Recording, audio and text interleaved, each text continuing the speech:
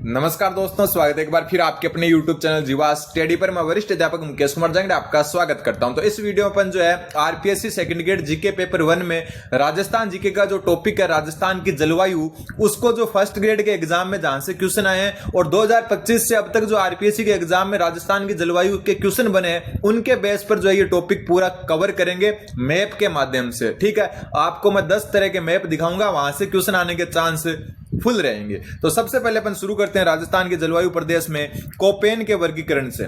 ठीक है, तो कोपेन का वर्गीकरण सबसे पहले मैं आपको बता दूं कि किसके आधार पर था। तो कोपेन जो है ना, उन्होंने जलवायु वर्गीकरण जो किया वो आपका वनस्पति, ठीक है, वर्षा और तापमान, इनके आधार पर जो है इन्होंने वर्गीकरण किया। तो एक चीज तो ये ध्यान रखनी है कि कोपेन का वर्गीकरण वनस्पति, वर्षा और तापमान पर आधारित था। अब जो है इन्होंने 4 भागों में बांटा पूरे राजस्थान को, जो आपके सामने दिख रहे होंगे, जिसमें आपका सबसे ऊपर आता है BWHW, जिसको अपन कहते हैं उष्ण प्रदेश, उष्ण शुष्क प्रदेश। ठीक है, उष्ण शुष्क प्रदेश। दूसरा जो है आपका BSHW, ये वाला, और इसको अपन कहेंगे क्या, अर्ध शुष्क। क्या कहेंगे, अर्ध शुष्क। और यह इसी अर्ध शुष्क को कहेंगे स्टेपी तुल्य। क्या कहेंगे, स्टेपी तुल्य।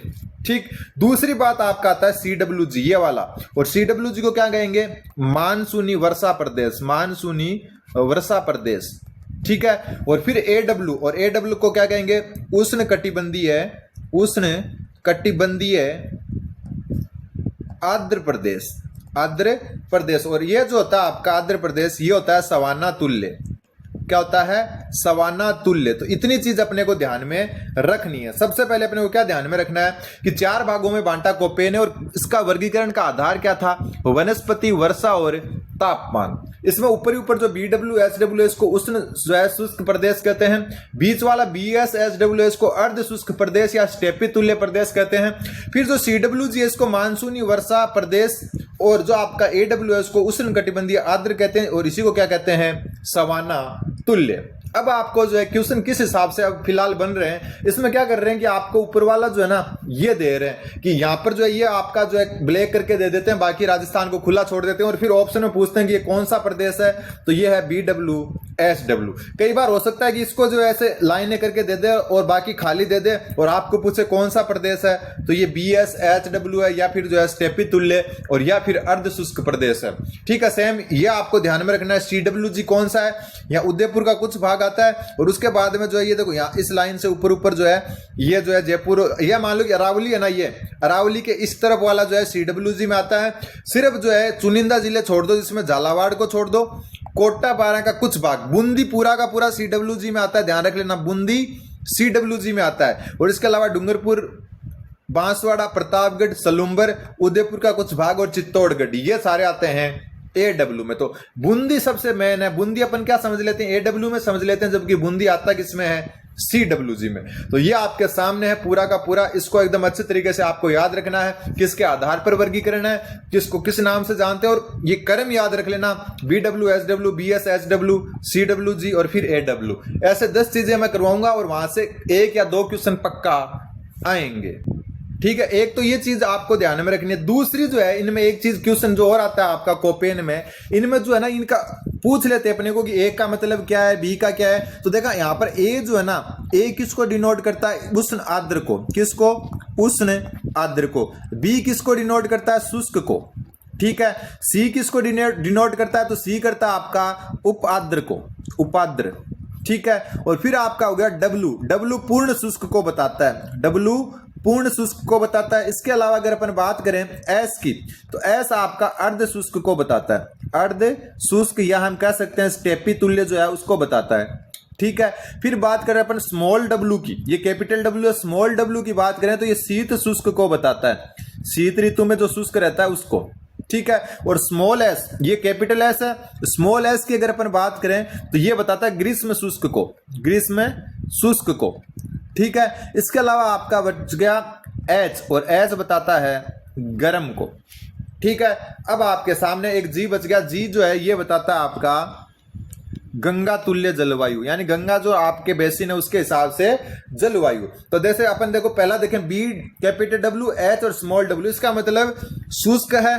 ठीक है, कैपिटल डब्ल्यू का मतलब हो गया पूर्ण रूप से शुष्क है, ठीक है। एच का मतलब क्या हो गया कि गर्म है, बिल्कुल गर्म है। और स्मॉल डब्ल्यू का मतलब हो गया शीत शुष्क, यानी शीत ऋतु में एकदम शुष्क रहता है। तो ऐसे ही अपने को जैसे सी डब्ल्यू जी का क्या मतलब हो गया, सी से क्या हो गया अपना उपाद्र, तो उपाद्र ये थोड़ा जो है आर्द्र से कम उपाद्र है। फिर बात करें जो है मानसूनी वर्षा प्रदेश है, उसको उपाद्र प्रदेश भी कहते हैं। ये क्या है, उप आर्द्र प्रदेश है, उप आर्द्र, ठीक। फिर अगर अपन बात करें जो है डब्ल्यू, डब्ल्यू का मतलब हो गया शीत में शुष्क रहता है। और जी का मतलब गंगा तुल्य, कि गंगा नदी के आसपास की जो जलवायु है वो यहाँ पर पाई जाती है। तो ये अपना हो गया जो है कौन सा, कोपेन का। अब कोपेन में एक चीज और ध्यान में रखनी है, देखो क्लास अच्छी होगी आपकी, लेकिन चैनल को सब्सक्राइब जरूर कर देना। जैसे सबसे पहले अपन अगर बात करें BWHW, तो इसका प्रतिनिधि नगर कौन सा है, तो बीकानेर। बीकानेर क्या है, प्रतिनिधि जिला कह सकते हो या नगर कह सकते हो, प्रतिनिधि जिला कौन है, बीकानेर है, ठीक है।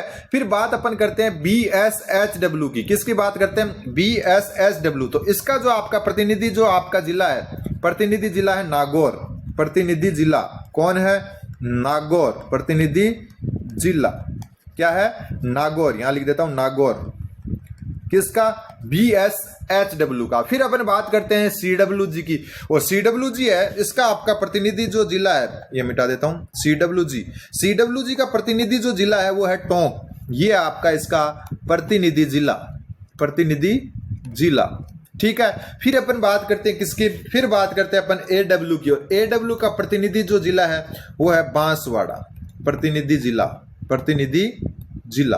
तो ये चीज आपको अच्छे से ध्यान में रखनी है। तो यहां पर देखो BWHW का प्रतिनिधि जिला बीकानेर, BSHW का प्रतिनिधि जिला नागौर, CWG का प्रतिनिधि जिला टोंक और AW का बांसवाड़ा। तो ये अपना क्या हो गया, कोपेन का वर्गीकरण। अब चलते हैं आगे थार्नवेट का वर्गीकरण, और ये कल आ चुका है यहां से क्वेश्चन थार्नवेट से, और थार्नवेट ने अलग वर्गीकरण दिया है, इसको भी एकदम अच्छे से आप समझ लेना।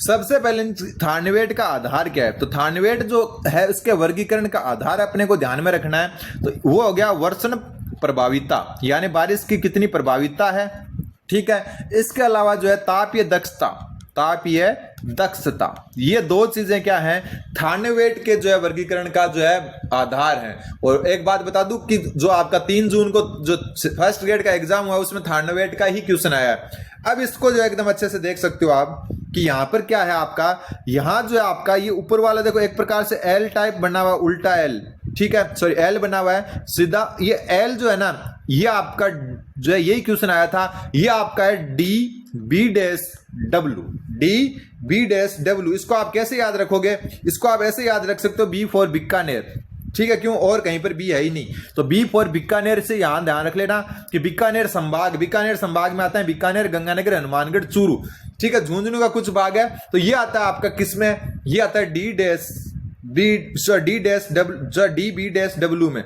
अब बात आती है आपकी इस साइड की, इस साइड में है EA-D, और यहां पर जैसलमेर और फलोदी, मुख्य रूप से ये दो है, बीकानेर, बाड़मेर और बालोतरा और जोधपुर का कुछ कुछ हिस्सा आता है, ये EA-D को अलग से याद रखना है। बीच वाला सर्वाधिक जो है वो है BA-W, यानी कि B के जस्ट नीचे A है, A फॉर अजमेर याद रख सकते हो आप, जो है A फॉर अलवर याद रख सकते हो। तो ये सारा जो मैदानी भाग है जो उसमें CWG में आ रहा था, इसमें जो है कोई भी किसी भी प्रकार का कोई अरावली का कोई लेना देना नहीं है, ये एकदम अलग वर्गीकरण है, ठीक। उसके बाद में जो नीचे वाला जो पिछले AW था वो अब हो गया CA-W। अब इनके प्रतिनिधि नगर मैं बता देता हूं आपको कि कौन कौन प्रतिनिधि नगर है आपका। तो सबसे पहले अपन बात करें EA-D की, तो इसका प्रतिनिधि नगर है जैसलमेर, या प्रतिनिधि अपन जिला कह सकते हैं, प्रतिनिधि जिला कौन सा है, जैसलमेर, ठीक है। फिर ऊपर वाले की अगर बात करें DB-W की, तो इसका जो आपका है प्रतिनिधि वो है बीकानेर, क्या है, बीकानेर। तो ये इसको यहां से ध्यान में रखना है। फिर बात करें DA-W की, तो DA-W का प्रतिनिधि कौन है, ए से अजमेर, बस ऐसे ध्यान रख सकते हो, ये रहा अजमेर। तो ये आपका प्रतिनिधि जिला, प्रतिनिधि जिला, ठीक है। फिर अपन बात करें नीचे वाले की, और नीचे जो आपका CA-W है इसका प्रतिनिधि है डूंगरपुर, यहां पर चेंज हो गया, ये है डूंगरपुर। पिछले का कौन था, AW का बांसवाड़ा, और इसका क्या है डूंगरपुर, प्रतिनिधि जिला, प्रतिनिधि जिला। तो ये थानेवेट का वापस एकदम अच्छे से याद रख सकते हो आप। किसके बेस पर है? वर्षण प्रभाविता और तापीय दक्षता के। और कौन कौन से जो है ये आपको मैप में याद रखना है। इस तरफ E-A-D है, ऊपर जो है D-B-W है, इधर D-A-W है और नीचे है C-A-W। तो C-D-E ऐसे चलेगा ये, और B ऊपर है। इस हिसाब से आप इसको एकदम अच्छे से दिमाग में फिट कर लें। प्रतिनिधि जिले जो है इनको भी अच्छे से याद रख लें। इसका अजमेर है, ऊपर बीकानेर है, इधर जैसलमेर और इधर डूंगरपुर है। अब चलते हैं अगले पर, जिसका नाम है त्रिवार्था का वर्गीकरण। त्रिवार्था पर चलते हैं। त्रिवार्था जो है, त्रिवार्था ने अपना जो वर्गीकरण है उसका आधार है वही माना है तापमान व वर्षा। तापमान और वर्षा। वनस्पति को सिर्फ और सिर्फ स्टार्टिंग में कोपेन ने ही माना, ये ध्यान रखना। बाकी तापमान वर्षा तो तीनों में आपको दिखेंगे। इसका वर्गीकरण क्या है? इसका वर्गीकरण अलग है, मतलब अलग कुछ नहीं है। ये मान लो त्रिवार्था याद करना बहुत इजी है, कोपेन वाला ही है। कोपेन ने ये क्या माना था? BSHW, और इन्होंने क्या मान लिया? एस हटा दिया, बस BWH कर दिया, एस हटा दिया, ठीक है। कोपेन ने क्या माना था इसको? कोपेन ने सॉरी BWHW माना था, इसने W हटा दिया और यहां पर जो है सब में से W हटा दिया।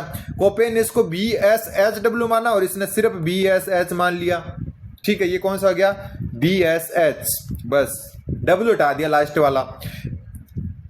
अब जो है आपको ध्यान में रखना है, जो कोपेन है इसने जो है लगभग इस एरिया को CWG माना था, ठीक है। और इन्होंने क्या कर दिया? CWG को हटाकर CAW कर दिया, CAW, ठीक है। और नीचे वाला AW कर दिया और वो AW ही कोपेन ने माना था। बस इतना आपको ध्यान में रखना है। इसमें थोड़ा चेंज ये है कि जो आपका कोपेन था उसमें जो ये नीचे देखो ये लाइन थोड़ी नीचे थी AW वाली, और इसने AW को जो है थोड़ा और ऊपर कर दिया। देखो यहां तक कर दिया इसने AW को। बस ये आपका दिमाग में फिट कर लो। त्रिवार्था का ज्यादा दिमाग नहीं लगाना, जो कोपेन वाला वही है। बस बूंदी को ध्यान रखना, यहाँ भी बूंदी CAW में है। इसने थोड़ा सा क्या किया कि यहाँ अरावली से थोड़ा और इधर ले गया ये CAW को, और यहाँ ऊपर जो चित्तौड़गढ़ को और भीलवाड़ा को भी कुछ शामिल कर लिया इसने AW में। तो ये आपको ध्यान में रखना है। अब बढ़ते हैं वार्षिक वर्षा वितरण पर। किस पर बढ़ते हैं? वार्षिक वर्षा वितरण पर। अब जो वार्षिक वर्षा वितरण है उसको ध्यान में रख लेना। सबसे पहले 10 सेंटीमीटर वर्षा रेखा ये रही, ठीक है। एक ये पूछ सकते हैं, ये आपकी जैसलमेर जिले में ये लगभग, ठीक है, फलोदी का कुछ भाग आता है लेकिन जैसलमेर में खत्म हो जाती है। 20 सेंटीमीटर वर्षा रेखा जैसलमेर, फलोदी, बीकानेर और गंगानगर से जाती है, ठीक है। यहाँ इंपॉर्टेंट बनती है 40 और 50 सेंटीमीटर वर्षा रेखा। ये दोनों 40 और 50 ये दोनों लगभग समांतर चलती है, दोनों अरावली पर चलती है। ये अरावली को ध्यान रखो बस आप। तो यहाँ आपको क्वेश्चन आ सकता है कि 40 सेंटीमीटर वर्षा रेखा तो जालोर, पाली, ब्यावर, अजमेर, डीडवाना, कुचामन, सिक्कर और झुंझुनू। 50-20 लगभग सेम ही चलती है। 50 जो है जालोर से नहीं जाती, ध्यान रख लेना। 50 जो है जालोर से, 40 तो जालोर से जाती है, 50 सिरोही से शुरू होती है, पाली से दोनों जाती है, ब्यावर से भी दोनों जाती है, अजमेर से भी दोनों जाती है, और यहाँ पर डीडवाना कुचामन से 40 जाती है लेकिन 50 जयपुर से जाती है। 50 जस्ट दोनों का ध्यान अंतर छोटा छोटा ध्यान रखो। क्वेश्चन आ सकता है कि 40 सेंटीमीटर वर्षा रेखा कहां से नहीं गुजरती? तो 40 वाली जालोर से गुजरती है लेकिन सिरोही से नहीं, डीडवाना कुचामन से गुजरती है लेकिन जयपुर से नहीं। 50 उल्टा कर दो, 50 सिरोही से गुजरती है, जालोर से नहीं, जयपुर से गुजरती है, डीडवाना कुचामन से नहीं। इसके अलावा ऊपर जो है सिक्कर से दोनों गुजरती है, झुंझुनू से 40 वाली गुजरती है और कोटपुतली बहरोड से 50 वाली गुजरती है। मेन यही है आपकी, ठीक है। एक तो 10 सेंटीमीटर ध्यान रखो, फिर रखो 40-50 को कहां से जाती है, और फिर आप 90 वाली को ध्यान रखो। 90 वाली जो है बांसवाड़ा, झालावाड़, बारा और कोटा को भी टच करती है। इन 4 जिलों से 3 हाड़ौती के, बूंदी नहीं है इसमें, ध्यान रखना। बूंदी हर चीज में बाहर है हाड़ौती से। फिर बांसवाड़ा ध्यान रख लेना, इससे प्रतापगढ़ एक, सॉरी, ठीक है। ये 5 जिले जो है याद रखने हैं। 90 वाली तो एक तो 10 वाली याद रख लो, एक 90 वाली, और 40 और 50 वाली को भी अच्छे से ध्यान रख लेना। 40 वाली आप देख सकते हो जालोर, पाली, ब्यावर, अजमेर, डीडवाना कुचामन, सिक्कर, झुंझुनू, इससे 40 वाली गुजरती है। 50 वाली को मैं अलग कलर में अगर लिखूं जो है इसमें, तो 50 सेंटीमीटर जो रेखा है वो सिरोही, सिरोही के बाद में जो 50 सेंटीमीटर देखो ये वाली रेखा है 50 वाली, तो पाली, इसको वापस गोला कर देता हूं। पाली के बाद में ये राजसमंद से भी गुजरती है, राजसमंद के अलावा भीलवाड़ा से, ब्यावर से, अजमेर से, जयपुर से, सिक्कर से ये भी गुजरती है क्योंकि जो है इस जो पार्ट है आपका नीम का थाना वाला, और इसके अलावा ये कोटपुतली, बहरोड से। तो जो नीले कलर में वो कहां से है, वो 50 सेंटीमीटर वर्षा रेखा है, और जो रेड कलर में वो क्या है, 40 सेंटीमीटर वर्षा रेखा। और जो दोनों पीले लाल और नीला दोनों है, जैसे ये पाली हो गया, जैसे ब्यावर, अजमेर, सिक्कर, ठीक है, ये जो है आपके यहां से जो है कौन सी गुजरती है, यहां से आपकी दोनों रेखाएं गुजरती है, जो सिर्फ वो लाल और नीला दोनों हैं। तो ये एक ध्यान में आपको रखना है। दूसरी बात और ध्यान रख लेना, एक होती है वर्षा की परिवर्तनशीलता। यहां लिख देता हूं, वर्षा की परिवर्तनशीलता। वर्षा की परिवर्तनशीलता, वर्षा की परिवर्तनशीलता जो है ना, ये व्युत्क्रमानुपाती होती है वर्षा की मात्रा के, वर्षा की मात्रा के। मतलब जहां वर्षा अधिक होगी वहां परिवर्तनशीलता कम होगी। तो सबसे ज्यादा वर्षा होती है झालावाड़ में, तो सबसे कम परिवर्तनशीलता, तो सबसे कम परिवर्तनशीलता कौन से जिले की होगी, परिवर्तनशीलता झालावाड़ की होगी। क्यों, बारिश अधिक है, बराबर है झालावाड़, क्योंकि उल्टा होता है इसमें। और सबसे अधिक किसकी होगी, तो सबसे अधिक दो जिले के नाम याद रख सकते हो, फलोदी और जैसलमेर। तो फलोदी वैसे याद रखना अपने को, जैसलमेर से ज्यादा फलोदी को, ठीक है। ये एक चीज और याद रखनी है। अब चलते हैं अपन दक्षिणी पश्चिम मानसून का आगमन। जो अपने मानसून है वो कब आता है, तो सबसे पहले राजस्थान में मानसून 15 जून को प्रवेश करता है, इधर झालावाड़ और इधर डूंगरपुर में, ठीक है। तो ये आ गया आपका 15 जून के आसपास।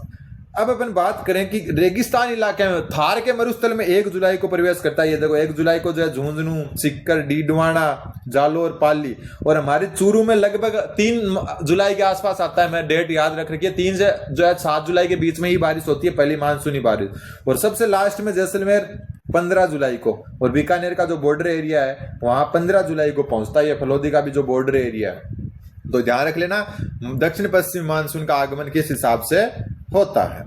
अब देखते हैं, ये देखो सबसे मेन समदाब रेखाएं। जुलाई माह में समदाब रेखाएं क्या होती है, यहां से क्वेश्चन आ सकता है, कोई भी एक ब्लैक किया हुआ आ सकता है। तो यह आपका जो जैसलमेर का अधिकांश भाग है ये 997 से कम, इस साइड का मतलब है 997 से कम है इधर, ठीक है। और इस साइड जो है, अब मान लो कि आपको आ जाएगी, ये अगर ऐसे करे आ जाएगी, एकदम ब्लैक किया हुआ आ जाएगी ऐसे, इसका मतलब यहां पर वायु दाब क्या है कि 997 से तो ज्यादा है और 998 से कम है, ठीक है। अगर ये ब्लैक किया हुआ आ जाए, जैसे ब्लैक किया ही हुआ है, तो क्वेश्चन में आ जाए तो ये 998 से तो क्या है, 998 से तो ज्यादा है, लेकिन 999 से कम है यहाँ पर, ठीक। वैसे इस एरिया की बात करें तो यहाँ 999 से तो ज्यादा है, 1000 से क्या है, कम है, ठीक। और नीचे वाले एरिया में 1000 से ज्यादा, तो 1000 से ज्यादा वायुदाब वाले कौन से हो गए आपके हिसाब से।